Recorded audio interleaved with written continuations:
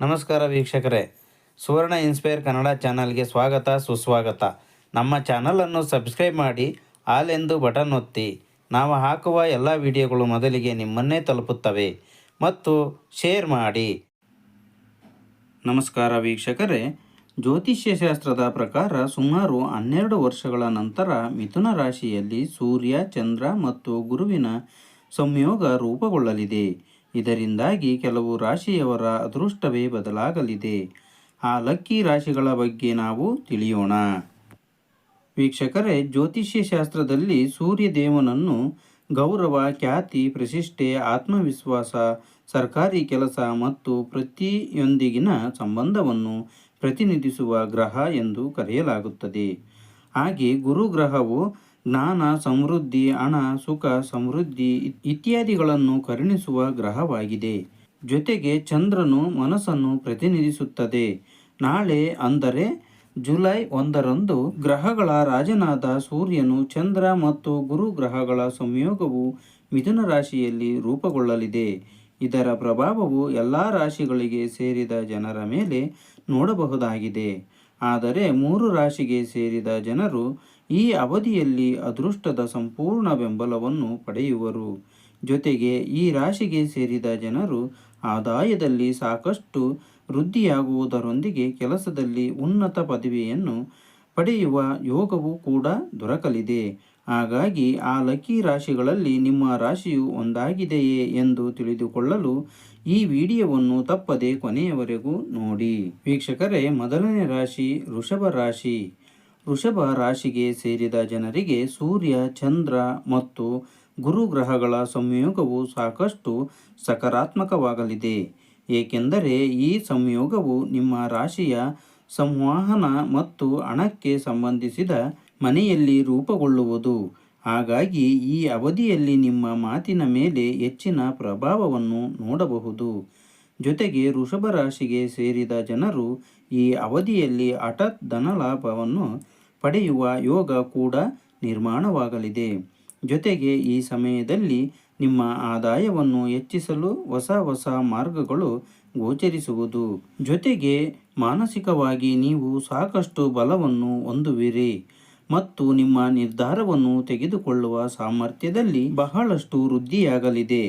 ಹಾಗೆ ಈ ಅವಧಿಯಲ್ಲಿ ವೃಷಭ ರಾಶಿಗೆ ಸೇರಿದ ಜನರು ಧಾರ್ಮಿಕ ಮತ್ತು ಸಾಮಾಜಿಕ ಕಾರ್ಯಗಳಲ್ಲಿ ಸಾಕಷ್ಟು ಸಕ್ರಿಯವಾಗಿ ಭಾಗವಹಿಸುವರು ಮತ್ತು ನಿಮ್ಮ ಗೌರವ, ಖ್ಯಾತಿಯಲ್ಲಿ ಹೆಚ್ಚಳವಾಗಲಿದೆ.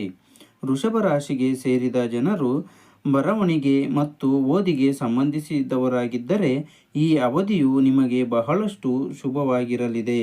ವೀಕ್ಷಕರೇ, ಇನ್ನು ಎರಡನೇ ರಾಶಿ ಕನ್ಯಾ ರಾಶಿ.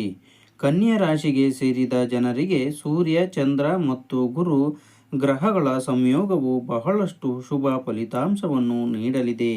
ಏಕೆಂದರೆ ಈ ಸಂಯೋಗವು ಕನ್ಯಾ ರಾಶಿಯ ವೃತ್ತಿ ಮತ್ತು ವ್ಯವಹಾರಕ್ಕೆ ಸಂಬಂಧಿಸಿದ ಮನೆಯಲ್ಲಿ ರೂಪುಗೊಳ್ಳಲಿದೆ.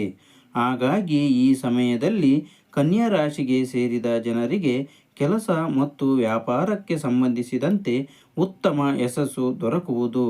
ಜೊತೆಗೆ ವೃತ್ತಿ ಜೀವನಕ್ಕೆ ಸಂಬಂಧಿಸಿದ ಕ್ಷೇತ್ರದಲ್ಲಿ ನೀವು ಹೊಸ ಅವಕಾಶಗಳನ್ನು ಪಡೆಯುವಿರಿ ಮತ್ತು ನಿಮ್ಮ ಕಠಿಣ ಶ್ರಮಕ್ಕೆ ಉತ್ತಮ ಫಲ ದೊರಕುವುದು. ಹಾಗೆ ಕನ್ಯಾ ರಾಶಿಗೆ ಸೇರಿದ ಜನರು ಕೆಲಸವನ್ನು ಹುಡುಕುತ್ತಿದ್ದರೆ ನಿಮಗೆ ಶೀಘ್ರದಲ್ಲಿಯೇ ಉತ್ತಮ ಅವಕಾಶಗಳು ದೊರಕಲಿದೆ. ಹಾಗೆ ವ್ಯಾಪಾರಕ್ಕೆ ಸಂಬಂಧಿಸಿದಂತೆ ಈ ಸಮಯವು ನಿಮಗೆ ಸಾಕಷ್ಟು ವೃದ್ಧಿಯಿಂದ ಕೂಡಿರಲಿದೆ. ಕೆಲಸಕ್ಕೆ ಸಂಬಂಧಿಸಿದಂತೆ ನೀವು ಅತ್ಯಂತ ಹೆಚ್ಚಿನ ಲಾಭವನ್ನು ಗಳಿಸಲು ಶುರು ಆಗುವುದು. ಜೊತೆಗೆ ಕನ್ಯಾ ರಾಶಿಗೆ ಸೇರಿದ ಜನರಿಗೆ ಲಾಭಕ್ಕಾಗಿ ಉತ್ತಮ ಅವಕಾಶಗಳು ದೊರಕುವುದು. ಹಾಗೆ ತಂದೆಯೊಂದಿಗೆ ನಿಮ್ಮ ಸಂಬಂಧ ಈ ಅವಧಿಯಲ್ಲಿ ಸಾಕಷ್ಟು ಬಲಗೊಳ್ಳಲಿದೆ. ವೀಕ್ಷಕರೇ, ಈಗ ಸಿಂಹ ರಾಶಿಯ ಬಗ್ಗೆ ತಿಳಿಯುವ ಸಮಯ. ಸಿಂಹ ರಾಶಿ ಚಂದ್ರ, ಸೂರ್ಯ ಮತ್ತು ಗುರು ಗ್ರಹಗಳ ಸಂಯೋಗದಿಂದಾಗಿ ಸಿಂಹ ರಾಶಿಗೆ ಸೇರಿದ ಜನರಿಗೆ ಸಾಕಷ್ಟು ಅನುಕೂಲಕರ ಫಲಿತಾಂಶಗಳು ದೊರಕುವುದು. ಏಕೆಂದರೆ ಈ ಸಂಯೋಗವು ಸಿಂಹ ರಾಶಿಯ ಆದಾಯ ಮತ್ತು ಲಾಭದ ಸ್ಥಾನದಲ್ಲಿ ರೂಪುಗೊಳ್ಳಲಿದೆ. ಹಾಗಾಗಿ ಈ ಸಮಯದಲ್ಲಿ ನಿಮ್ಮ ಆದಾಯದಲ್ಲಿ ಅತ್ಯಂತ ಹೆಚ್ಚಿನ ಹೆಚ್ಚಳವನ್ನು ನೋಡಬಹುದಾಗಿದೆ. ಜೊತೆಗೆ ನಿಮ್ಮ ಆದಾಯವನ್ನು ಹೆಚ್ಚಿಸಲು ಹೊಸ ಮಾರ್ಗಗಳು ಗೋಚರಿಸುವುದು. ಹಾಗೆ ಈ ಅವಧಿಯಲ್ಲಿ ನಿಮ್ಮ ಕಠಿಣ ಶ್ರಮಕ್ಕೆ ತಕ್ಕ ಪ್ರತಿಫಲವನ್ನು ಪಡೆಯುವಿರಿ. ಶನಿಯ ದೃಷ್ಟಿಯು ನಿಮ್ಮ ಮೇಲಿದ್ದರೂ ಕೂಡ ನಿಮಗೆ ಅದೃಷ್ಟದ ಸಂಪೂರ್ಣ ಬೆಂಬಲವು ಈ ಅವಧಿಯಲ್ಲಿ ದೊರಕಲಿದೆ ಮತ್ತು ನಿಮ್ಮ ಈ ಸಮಯದಲ್ಲಿ ಹೊಸ ಹೊಸ ಅವಕಾಶಗಳು ಪ್ರಾಪ್ತಿಯೂ ಕೂಡ ಆಗುವುದು. ಬಹಳ ಸಮಯದಿಂದ ಅಪೂರ್ಣಗೊಂಡಿದ್ದಂತಹ ಸಿಂಹರಾಶಿಗೆ ಸೇರಿದ ಜನರ ಕೆಲಸಗಳೆಲ್ಲವೂ ಈ ಅವಧಿಯಲ್ಲಿ ಪೂರ್ಣಗೊಳ್ಳಲು ಶುರುವಾಗಲಿದೆ. ನೀವು ಹೂಡಿಕೆಯನ್ನು ಮಾಡಬೇಕೆಂದು ಯೋಚಿಸುತ್ತಿದ್ದರೆ ಈ ಅವಧಿಯಲ್ಲಿ ನಿಮಗೆ ಲಾಭಕ್ಕಾಗಿ ಉತ್ತಮ ಅವಕಾಶಗಳು ದೊರಕುವುದರೊಂದಿಗೆ ಈ ಸಮಯ ನಿಮಗೆ ಸಾಕಷ್ಟು ಲಾಭವಾಗಿರುವುದು.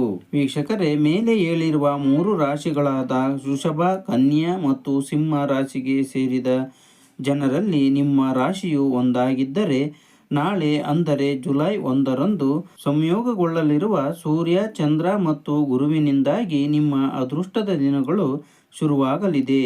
ಈ ಅವಧಿಯಲ್ಲಿ ವೃತ್ತಿ ವ್ಯವಹಾರಕ್ಕೆ ಸಂಬಂಧಿಸಿದಂತೆ ನೀವು ಸಾಕಷ್ಟು ಪ್ರಗತಿಯನ್ನು ಪಡೆಯುವ ಯೋಗ ದೊರಕುವುದು. ಹಾಗಾಗಿ ಸುಖ ಸಮೃದ್ಧಿಯಿಂದ ಕೂಡಿದ ಜೀವನ ನಿಮ್ಮದಾಗಲಿದೆ.